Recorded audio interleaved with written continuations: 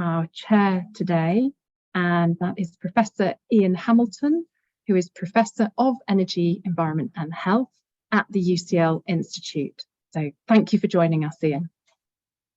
Thank you, Suzanne.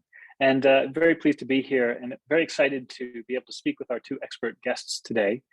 So this will be a live and engaging session. I'm very hopeful that your questions will come through and we'll be able to answer them. But we also have a number of questions that we will discuss together as a group. So first, I'm pleased to say that we're to be joined by Stuart Hilmanson, who is Professor of Railway Traction Systems at the University of Birmingham, along with Daryl Patel, the Head of Environment and Sustainability at National Express.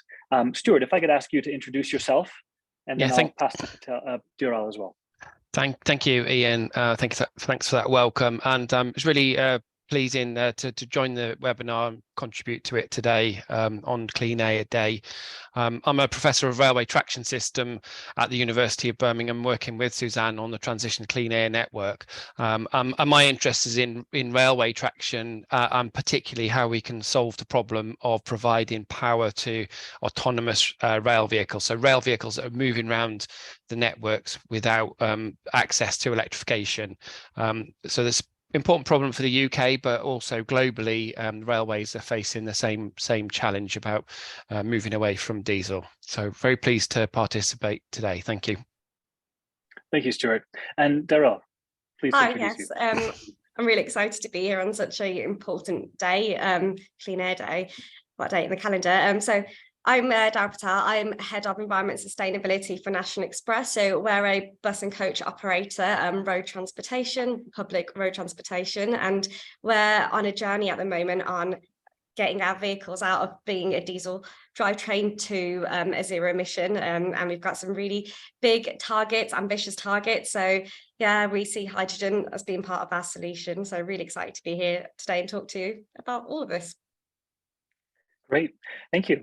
So in the interest of being able to engage the audience, we have a poll question, a live polling question, and this is really to get a sense of how much you know currently about hydrogen energy for transport. So I believe that there'll be a poll that comes up on the screen, or it's enabled to be able to respond to that. And so we're interested for you to know, is it very little, nothing, or quite a lot? So that gives us a sense. And then as we go through the session today, whether we've been able to improve that understanding and to see what it is that the role of hydrogen in transportation can do and what that means for air quality across the UK. So Suzanne can correct me if that poll is live, and then we will have that open now. But in the meantime, while here we go, the poll has popped up on the screen, so that's great. So please do make a choice, and we'll be able to compare this before and after. But in the meantime, what I'd like to do is ask Stuart first to respond to a question we have, which is, what is the current role of hydrogen in transport? So currently, how is it being used? And how is it being used to help achieve net zero? Okay, thank you, Ian. That's a good place to start, really, is to look at how hydrogen is being used in transport at the moment. I'm going to give a rail spin on it, and I think Darren will join me later and talking about buses and coaches and other heavy applications. So at the University of Birmingham, we've been looking at this for some time, almost 20 years. We've realised that hydrogen's got potential for providing mobile fuel for sort of heavy duty applications. And over those years, we've developed various prototypes, and that's culminated in the university working with Porterbrook to develop our Hydroflex train. So that's the activity that's happening in the UK, and that vehicle, that train, full carriage train, is currently kind of gaining mileage under its belt to prove that it's working properly and could enter service shortly as a prototype, just to demonstrate the technology. But further afield, I think the the most high profile application of hydrogen in transport for rail is probably in Germany. The Alstom iLink train's been running since 2018, clocked up, a huge amount of mileage, success, and it's a successful operation. So the industry has shown that you can develop trains to run off of hydrogen, and they're suited to certain types of duty cycle. So that's one key thing that we have to understand is hydrogen, unfortunately, is never going to be as good as diesel as a fuel, but it's has got advantages over batteries, and that's why we're looking at it for heavy duty applications. Battery trains and battery buses definitely have a role to play, but they have limited range and limited endurance. If you want to increase that, then you've got to move to hydrogen, and that's what the rail industry is doing. And one final point is, interestingly, one thing that we can make use of in the rail sector is sometimes the rail vehicles will be running on routes which are electrified, and then as part of the same journey they might not be electrified. So you can have a vehicle which is multi-mode, so can take power from the overhead line when it's there, but run off the ends of the wire when the electrification ends, and hydrogen and batteries are suitable for that kind of application. Thank you, Stuart. And Daryl, the same question again, which is, as you see it, was the current role of hydrogen in transport, and really where do you see that supporting this transition for net zero?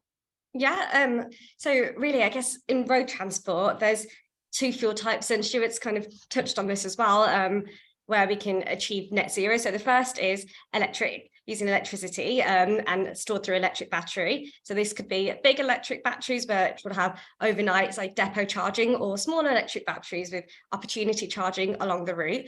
And then the second type of solution is hydrogen. And it's quite important to note that hydrogen does also power an electric drivetrain. It's just a different way of storing the energy to power up the vehicle. So in our bus division, we do operate both electric battery vehicles and hydrogen vehicles. So our electric battery strategy is an overnight depot strategy. And, we've seen that work really well in urban bus environments. And Coventry in particular is an example where we're turning that whole depot into an electric bus depot. However, we won't always see electric battery be able to do the mileage that we require in bus, and that's where hydrogen will start to play a role. So we are also trialing 20 hydrogen buses. So now where it gets really quite interesting is when we start looking at long distance and more heavy, intense mileage type routes. So in particular, intercity coach. So intercity coaches have some very specific and very different operational requirements compared to an urban bus environment. So the biggest one is probably they go much further and they travel for much longer. So typically a coach would travel for about 500 miles a day. The speed that a coach does is also much greater speed than an urban bus, which will trickle along. Our coaches can go up to 60 miles per hour, but then we also do operate in urban environments. So there is a high speed variability, and we'll need enough power to be able to drive at that variability. And also regenerative braking is very limited in coach type operations, whereas there's more opportunity in an urban environment for buses to maximize on regenerative braking. Refueling is a really interesting area as well for coach and intercity heavy duty. So our coaches travel across the UK. They can be on the road for about 23 hours a day, and they don't always come back to depot. So that really limits that ability to overcharge overnight in a depot environment. Finally, I'm getting there. So luggage is another constraint for us. So a big USP for our customer and passengers is being able to store luggage. And it's a bit of an odd one because unless you're in the industry, you might not always consider luggage as a big USP. But what we found is with electric coaches, the luggage space is much more constrained as it's being used to store batteries. So what does this all tell us? For these very specific operational reasons is that we don't think electric battery will be the solution for these long distance, very heavy duty coach type services. And we think hydrogen will be really vital to help this sector decarbonize. Now, the one really vital key thing that I always have to mention when I'm talking about decarbonisation of public transport is the biggest thing that we need to do is shift people out of cars and onto mass transport like rail, like buses, like coaches. And what we found with our electric buses is that actually our customers are really responding quite well to them. So we're seeing on comparable routes to a diesel that our patronage number has increased on electric. And, I bet the same thing will apply to our hydrogen routes as well. So not only is it clearing up our own operations, but it's helping to do this big shift and encouraging people to use mass transport. So I'll be quiet now.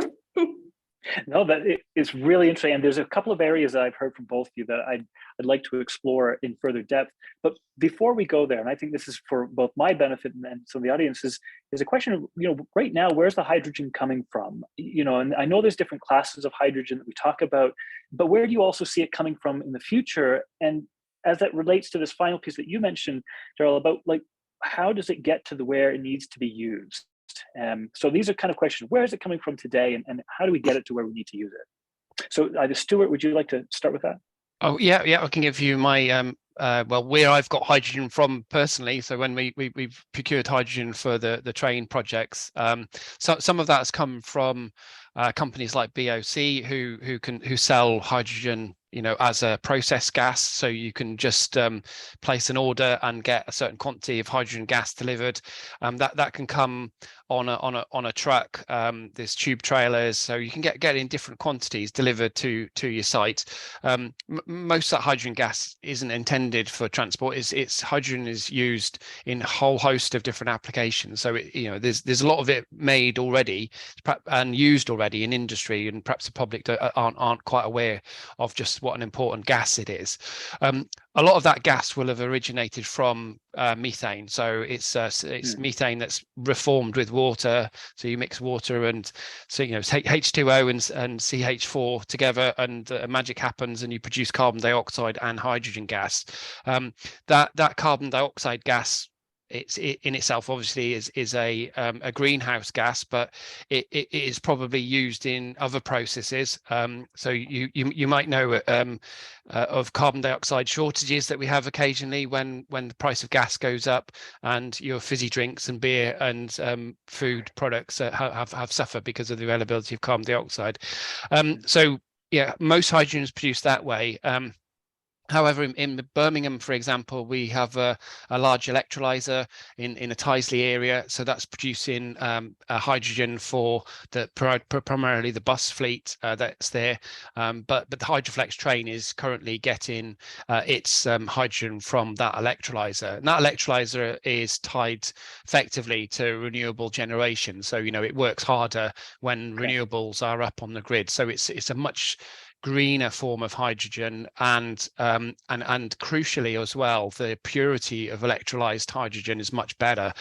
So I think going forward, we need to move away to electrolyzed hydrogen produced from renewable electricity, and then you've got that decarbonized virtuous circle, and there's no fossil fuels involved in moving the vehicles at all then. Right. Thank you, Stuart. Daryl, similar question, but maybe more on the vehicle transportation and the depot issues that you'd have to consider here with a fleet that moves all over the place. So, where's hydrogen coming from now, but where do you see it coming from in the future as well? Yeah, so at the moment, the 20 hydrogen buses that we operate, as Stuart said, we refuel them at Tyseley as well. So the big issue around sort of infrastructure is that there really isn't much. So we need way more refuelers, we need way more infrastructure to really unlock this barrier. So the way I kind of see it forming at the moment is, I completely agree with Stuart, that end goal will be, it has to be green. It has to be truly renewable for us to hit those net zero by 2050 targets. So whilst our current 20 vehicles are refueled at Tyseley, I almost see it in different ways. So depending on where the infrastructure will be, I think will kind of dictate what type of hydrogen will refuel it. So I think a lot of the intercity, because we're not close to a lot of the coastal areas where the blue hydrogen, which is, as Stuart said, it's burning gas and then sometimes carbon capture and storage. That will be more along the coastlines, whereas inland, where actually a lot of our strategic road network is, I think that will become more electrolyzer, so green hydrogen produced through electrolysis. So that's the way I can see it playing out in my head, based on where, you know, the wind farms are, where the big production sites are. But as we move forward, I think that blue hydrogen, which is low carbon, but produced through burning gas, I think it will play a role in the medium term, especially as we need to build the demand of hydrogen to get it to economies of scale. But as Stuart said, that end goal has to be green. It has to be truly zero emission. So even if there is a role in the intermediate term to build up that demand, we have to be aiming for that long-term net zero. Yeah. Daryl, staying with you for a minute on this, because I think, again, some of the benefits that we're seeing is Clean Air Day, and what I'd really like to hear from you, and then go to Stuart, is what role is hydrogen playing in helping the air quality issues? You know, and are there any trade-offs with it? I mean, clearly there's going to be a real need to, you know, get a lot of the pollutants that are coming out of vehicle end pipes at the moment.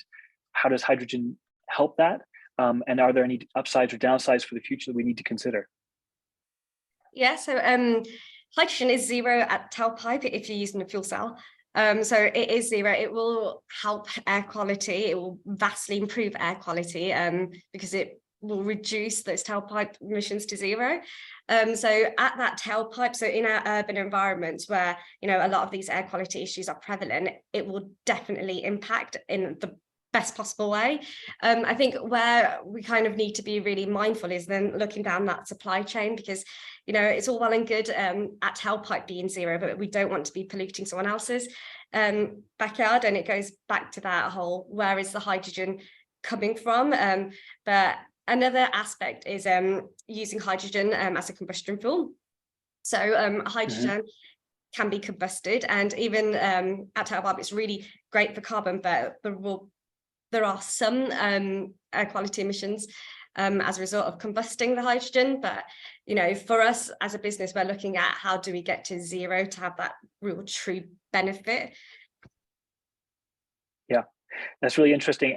Stuart, go to you, and then there was a question from the audience as well, which I'll bring in. And just to remind everybody, please do as you go along, put some questions to both Stuart and Daryl that we can answer. So Stuart, again, Clean Air Day, what's the role that you're seeing that hydrogen's playing today, and any kind of upsides or downsides in the future? Yeah, I think it's absolutely vital actually to clean up the railway. One of the issues about rail vehicles is they have a very, very long life. So we've got vehicles that are running around. Well, generally, a 20-year-old vehicle is still regarded as quite new. So those of you who might have travelled on the Pendolino fleet, you know, West Coast Main Line, you know, those trains are 20 years old, and they'll be around for, I mean, they're electric trains, but I'm just giving you an example. They'll be around for a while. So there's quite a lot of diesel engines that are 20, 30, 40 years old that are still in operation on the UK rail network, and they're not obliged to improve their emissions from the day that they were built.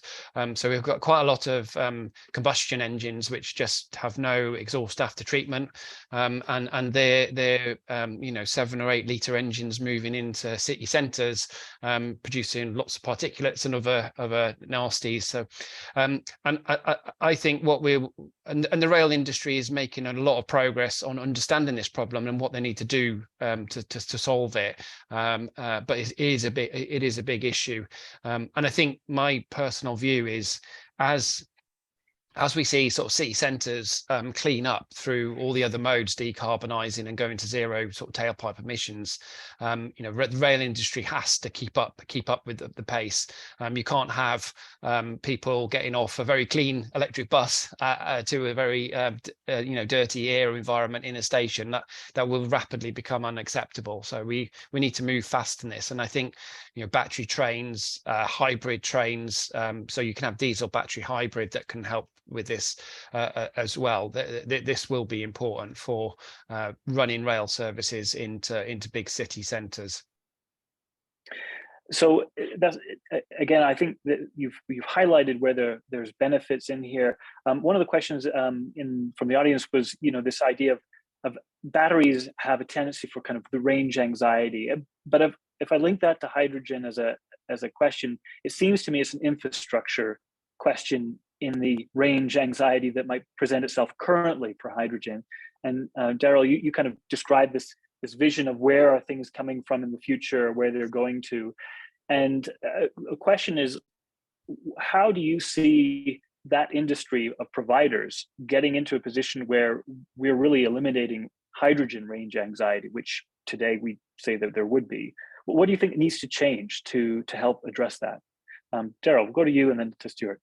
Yeah, so this is a very classic chicken and egg situation that we face in the industry, that, there is a lack of infrastructure, which is really stalling movement in this space and adoption in this space. So for us, policy framework is vital. There's a lot of work going on with local area energy plans to aggregate demand for energy and work out, which solution is best for what and how much, so hydrogen we'll need. So that's really, really vital, but we need some confidence. We need some policy decisions and frameworks that will set confidence. Like EU, for example, the Commission have said that they will have a hydrogen refueler every 200 kilometers, so something like that would really build confidence in the UK, and it will help really kickstart this movement. So really, for me, it's policy framework, that commitment, and really pace as well. So we do have areas like Tyseley, not Tyseley, in the northeast. Gosh, it slipped my mind, near the Humber region. The Teesside. Teesside, that's the one.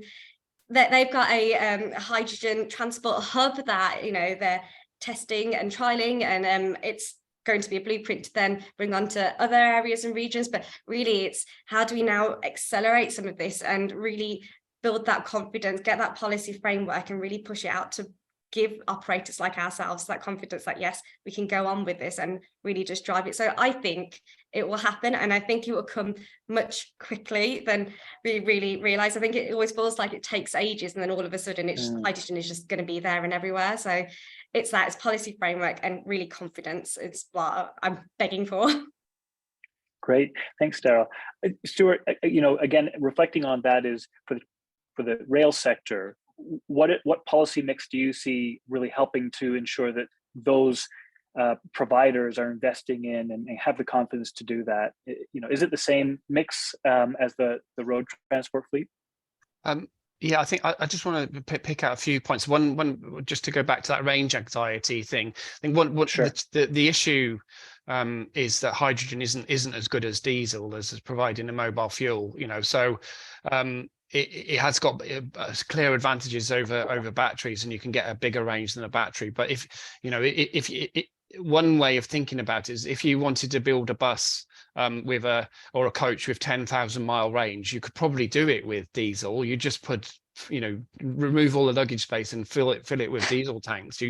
And that's the issue, is that with hydrogen we've got some limitations on that. So we need to develop the infrastructure rapidly with the vehicles, and I think we haven't focused on the whole system perhaps. I think this is where rail has got and sectors like the bus and light goods vehicles have an advantage, because they're often depot based, and they have places where they'll stable overnight. So we can have develop in parallel to the vehicles refueling infrastructure, but we need to be careful about how we manage that, how we design it, because with a existing diesel vehicle, you're not so you don't need to worry so much about the range. So you can probably fill a coach up, and you're not too concerned about it running out on the way. But with hydrogen, we might be more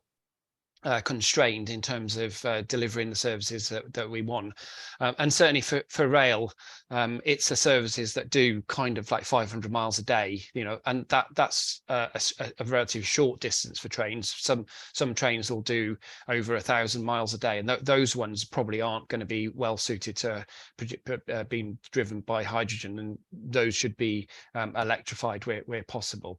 So I think we need to develop the infrastructure and the vehicles as a whole system. And I think where we've got really good advantages, if we pull all the people together that need to do these projects into one place, you can have somebody who will finance a wind turbine, an electrolyzer, the refueling station, and provided it's close to either bus, train, whatever network, they've got guaranteed offtake then that will last them 20 years. So you can make the investment case really easily. And actually, go on. Sorry, I wanted to just add another point on what Stuart said, is especially around the role of transport in this case for hydrogen. So transport is quite a unique sector that, yes, we might not be the biggest user of hydrogen by 2050 or 2035 compared to some of the other sectors, but we're moving quickly. And for instance, we've got hydrogen buses, hydrogen trains out already on the market, and we're a very stable load. So it's a very consistent demand that we're going to need across the year. So if you're a producer looking to aggregate this demand and you want to have mixed sectors, public transport is really quite helpful in underpinning that base load. So kind of just a bit on what Stuart was saying. Yeah, well, that's a great way of putting it, is this base load idea. So having a consistency, as you point out, for investors to get behind, for producers to set up for. One question that relates to this is the cost. Where do we stand today on cost of hydrogen, but also the cost of the products that would use them, like rolling fleet? So is it cost comparative? Does it make sense? Who'd like to go for that one? Shall I go first? Might be less sensitive to answer it. I mean, the cost of hydrogen is quite complex, as it's if it's electrolyzed, then it's following the price of electricity. So you can do rough calculations yourself to go 45 pence per kilowatt hour or whatever we're paying, or even more if you're not capped, and that will turn into quite expensive hydrogen per kilogram. Where you can make the numbers work really well is where you have islanded power supply, so off-grid renewables feeding an electrolyzer directly is probably the way that we should be going with this. Connecting anything to the national grid is tricky and has a long time to get things connected. So I think what we should be looking at is developing off-grid renewable sites, driving electrolyzers, producing hydrogen, local power, and then the hydrogen can be used by a range of sectors. Not just rail or buses, whoever might need it. But as long as we bring everything together, we can make hydrogen at a competitive price. And I think the key thing to remember for rail, the cost of the energy to move the rail vehicle is only a small part of the overall operating cost, and even if it's slightly more expensive than diesel, it's not going to make the rail service uneconomic. We might have a slightly higher fuel bill, but then we're probably not at the moment costing in all of the damage that using the fossil fuels are doing. So if the aim is to produce zero carbon transport, and it's slightly more expensive than diesel, then that's not a too big a price to pay, in my view. Yeah. Well, and maybe Daryl, as you respond, maybe something to think about is what's made the case internally to national, to be able to get behind this as an initiative. Is it all ESG, or is it going to, really be something that drives you forward? Yeah. So I mean, we are a commercial operator. We are a commercial business, and we see that the price will come down with hydrogen. It's a relatively new fuel. We've had electric buses running for a while now, since 2015, 2016. So hydrogen in comparison does feel much newer, and naturally when something's new, it'll be more expensive. So we think as demand gets bigger, more is produced, it will come down. And government schemes like the contract for difference, which really helped wind farm industry take off, and now it's such a cheap, abundant form of energy. They're using similar models like that for hydrogen production, to bring the cost of green hydrogen production down. So I think it will get there. It will get cheaper. For us as a business, why have we decided to do this transition? So yes, there is that it is the right thing that we need to be doing for the environment, for our people, for our communities that we operate in. But we also see it as a win-win across the board. So for our electric batteries in particular, now, we've really ramped up the rollout of our electric buses. So Coventry was really great for us to understand, and Coventry was grant funded by the government. So it was really good for us to understand how does it actually work to upgrade depot infrastructure to procure vehicles and operate these new vehicles, and really what do we need to think about to make this work. And what we found is, with our experience now, electric battery technology is at parity with diesel buses. So we've now realised that, and now we've made a commitment to buy 300 more electric battery buses without government funding. So we are there with that technology. Hydrogen, I think we'll get there as well. We need to go through that learning development phase, and then I'm sure once we get to that point, we've worked out all the operational quirks, it will get to that parity position as well. It's just new technology goes to that, that roadmap, that S-curve. So I feel confident it will get there. And also, if our passengers like it more, we expect to see patronage growth as well. So it really is a win-win in the fact that operationally it's at parity and cheaper. If our passengers like it, it's better, and then it's also a right thing for the environment as well. So it's truly a win-win. And it sounds as well with National Express, you get to be not only learning from this experience, you get to lead on that basis. That means that you're setting a lot of the the practice around it, the use cases around it. So, and presumably that's a benefit to elsewhere in Europe and others to be able to look to the UK to say, how is it that we're instituting this? We do have a lot of resource benefits, such as the wind power generation, which will support in the longer term, perhaps the ability to produce hydrogen at lower rates through these mechanisms. Currently, there are perhaps some challenges around infrastructure and pricing for that, but in the longer run, I agree, it does seem to be making the case a lot easier.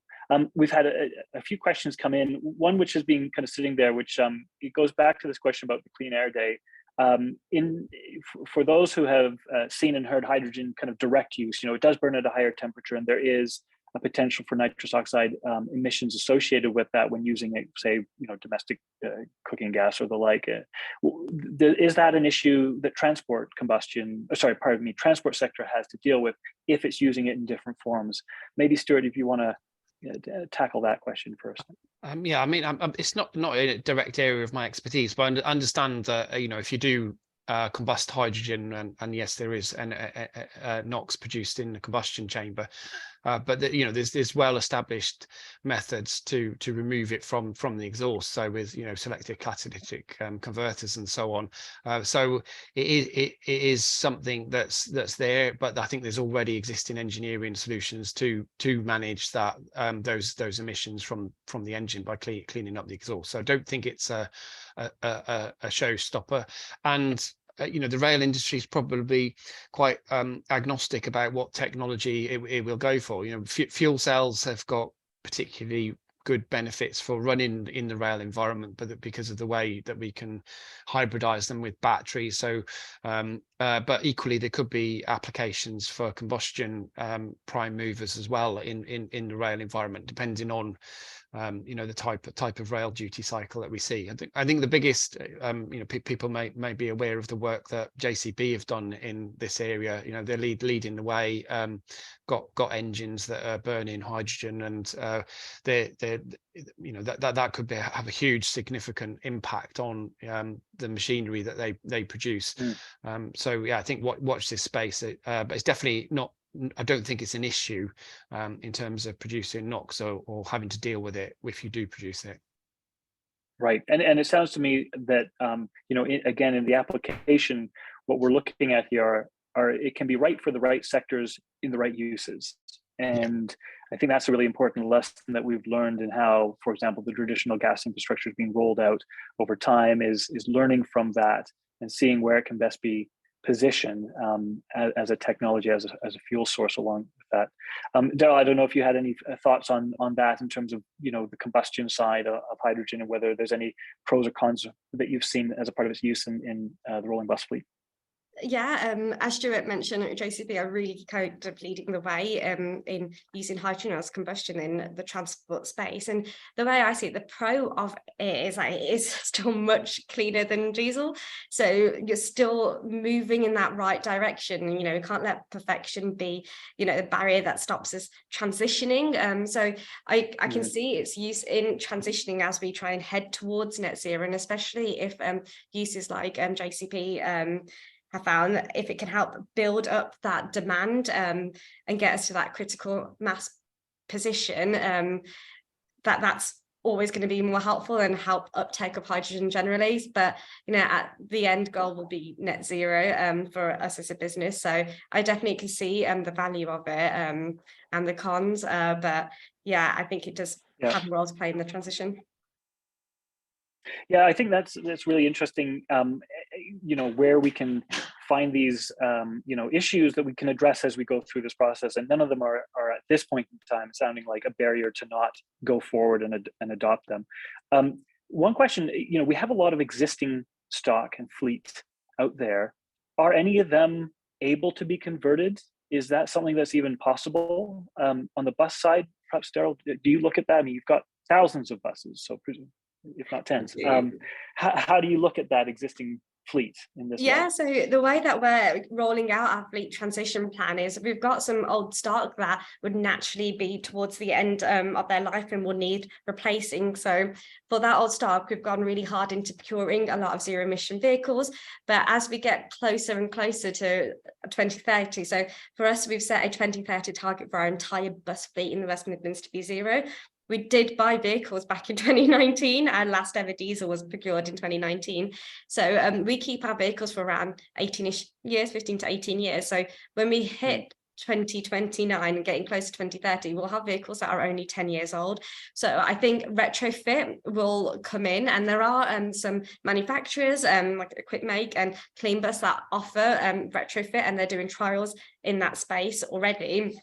So I do see a potential a place that we will look towards when we get to that point. And it does raise a really good question on embedded emissions as well. So, you know, we need to get to zero, but appreciate that there are emissions in producing vehicles as well throughout the entire supply chain. So I think retrofit for us as a business would be something that we'll be looking at in a few years as we get closer and closer for especially our newish diesels.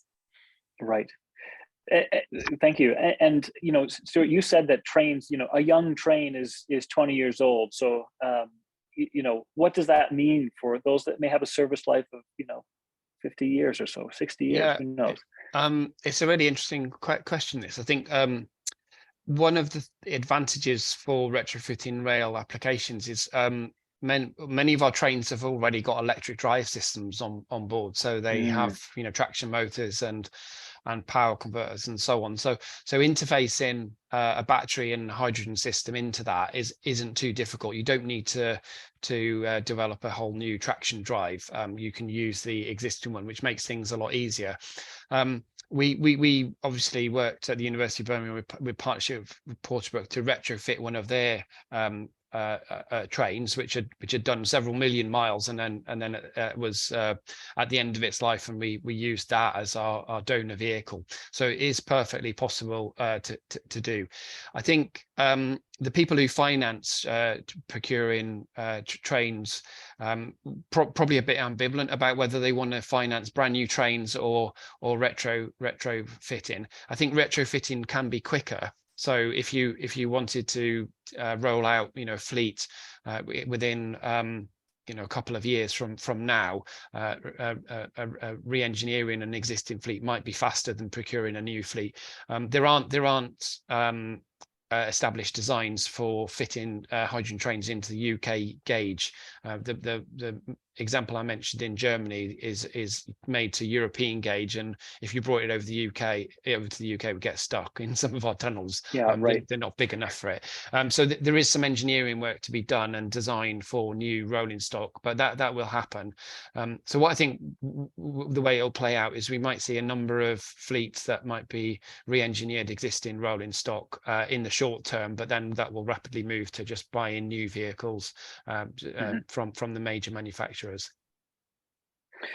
So the question I have, in your experience and your knowledge, the UK, where do, how far along are things? Are there any, international examples that you're saying, look, actually, this is, to be emulated, really innovative?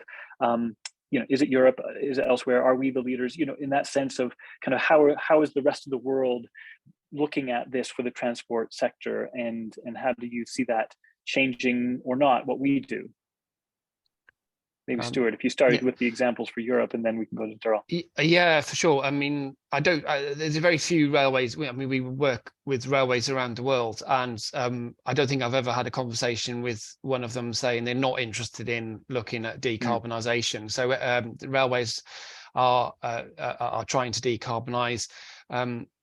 Electrification is the obvious thing to try and do with our railways around the world, but it's really expensive, and it'll take, it will never be justified on many of our routes globally.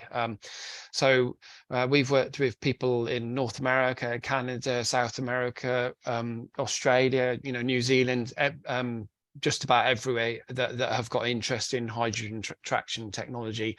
And one of the big trade shows in rail happens every two years in Berlin. And at the last one, there were a number of manufacturers showcasing hydrogen technology. And if you go back to the previous ones before that, there was like maybe one or two. So it's becoming mainstream. All of the major manufacturers are developing the technology and capability, and we're seeing rolling stock being rolled out all over the world. If anything, the UK's falling a little bit behind other countries actually in this. So I think we need to get a bit of a move on really and catch up with some of our colleagues around the world. Thanks, Stuart. And Daryl, similar question in that sense, internationally, what are you seeing happening? Yeah, so it's really interesting because in the bus space, we've got a sister business at National Express, ALSA. So they operate in Spain, Morocco. And really, the government has really helped to pump prime, especially the electric bus side. As I mentioned, we're pretty much at parity with diesel with electric buses now. And that government underpinning those initial trials and the commitment that they've put has really helped us in that space. Hydrogen still got a way to go, I think, but I really see it as an opportunity because there's some big issues, especially when it comes to those long distance heavy road transport that even in Europe they haven't yet worked out. There isn't a vehicle that we can procure in the UK market nor Europe, especially that's suitable for our operational requirements. So there are areas where we can still really lead, and there are opportunities. So I think if there is that public, that policy in place, that framework in place, and that commitment to go, we can really lead in this space and not just be an importer of hydrogen, but potentially even an exporter. So I think there is really big opportunity at the moment in the hydrogen space. So I feel optimistic we can do it, but we just need to get pace and get a move on, really. Right. Yeah. And so again, one of the things that, again, looking at some of the questions coming in, some of the specific kind of use cases that you were mentioning at the beginning with, where you see the hydrogen bus fleet, for example, being used, intercity movements, when you're looking at that transition plan, for example, and you have high priority areas that you want to start going to first, where the high priorities you mentioned, intercity, where's your next that you see hydrogen within that fleet to go? What are the other use cases that you say, look, this is our second priority area that we're going to go to after we've established those first priorities? So for us, or more generally, the use cases that you see as being, beneficial to hydrogen to transition after you kind of get those first set done. Yeah, so in the transport sector, I think there are going to be quite a few different options. So coaches is one, HGVs will be another big area. Yeah. And at the moment, which one will happen first? It's a really interesting kind of question with the way it's moving. So usually the way technology roadmap would work, cars would be the first technology provider, then it will go to buses, then HGV, coaches. Right. Yes. Last. But we've almost kind of flipped a little bit at the moment because there's a lot of pressure for public transport to decarbonise and push forward. So we as a public transport operator for Coach are really trying to drive this and push this, and even push it hard, and kind of get our counterparts in HGV to say, come on, let's do this, let's really do it together. Yeah. And then that was, I guess, the base of my question of kind of, seeing that fleet, they have similar challenge. I know we're not kind of speaking from that sector, but it does seem to me another great use case example that could adopt what, for example, as you say, public transportation offerings are kind of pioneering. So interesting to hear that. Yeah, and it's sharing some of the supply chain, because when you look through the supply chain, actually up until the point of actually the vehicle itself, a lot of it will be shared. So if we have open access refueling systems, which both HGV and public transport can use, that will help build up that demand and help push both industries in the right direction. So I think there is this thing that we can do it together, and other types of transport industries that could end up potentially picking up hydrogen. I'm thinking things like bin lorries, gritters, those types of, in their own way, heavy industry as well. So I think there are quite a few different use cases across the transport space, and it's really how do we kind of build that demand and build that momentum together to make sure that the infrastructure also supports across all of these use cases. And one of the really interesting kind of discussions about HGV versus coaches is that a lot of the refuelers, when I have these conversations, it could be around why they should be near the port sides where HGVs will be loading up their lorries. Well, for us as a transport operator, we don't go anywhere near there, so we don't want dead not mileage. a lot of holidaying or visiting a family. We go into city predominantly, so we need refuelers where we're going to be, or else we'll have dead mileage and a waste of fuel. So it is that thinking across those industries, across those use cases, and actually making no regret decisions on where this infrastructure will be to support everyone. Yeah, that's great. Stuart, stepping outside the transport rail sector kind of, or within, where do you see that next tier kind of use cases coming from?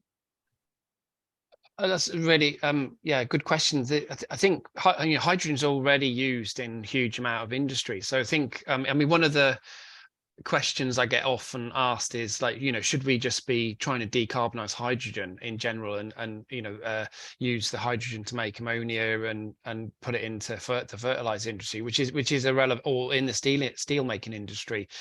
So I think there's a bigger debate about how we ramp up our production of green hydrogen and ramp down the steam methane reformed stuff. So we've got to tackle that, because you could just say, I'm going to just decarbonize hydrogen and feed those existing markets and produce green ammonia, green fertilizers and so on, and that would be a legitimate thing to do. So really, what we need to be doing, I think, is focusing on getting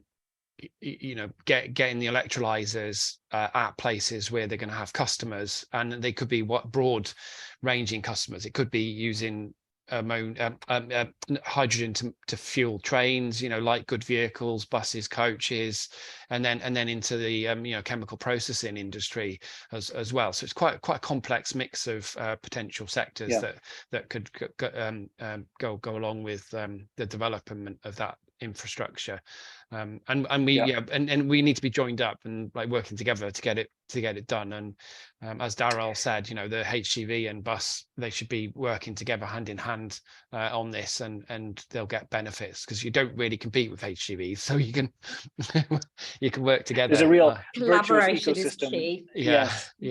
That you can cooperation.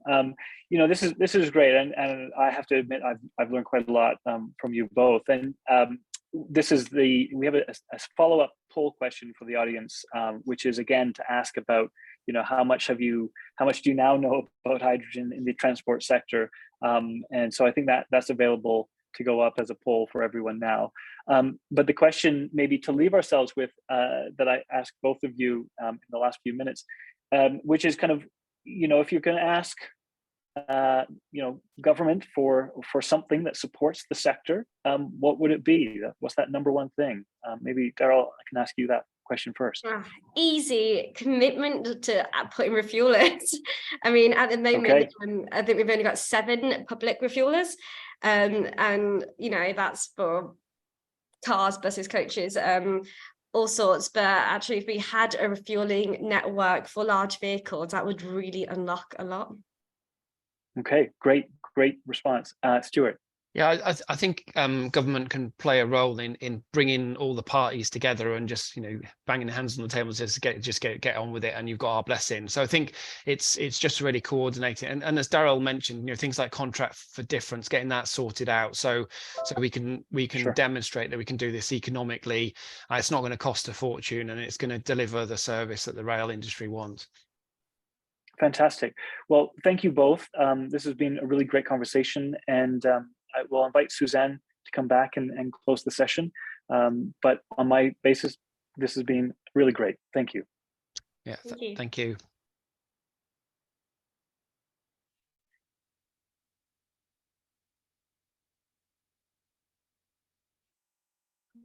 Perhaps it's that Suzanne will come back. There we go. Hello, yeah, Suzanne. thank you. Thank you, Ian, and thank you for an absolutely superb webinar.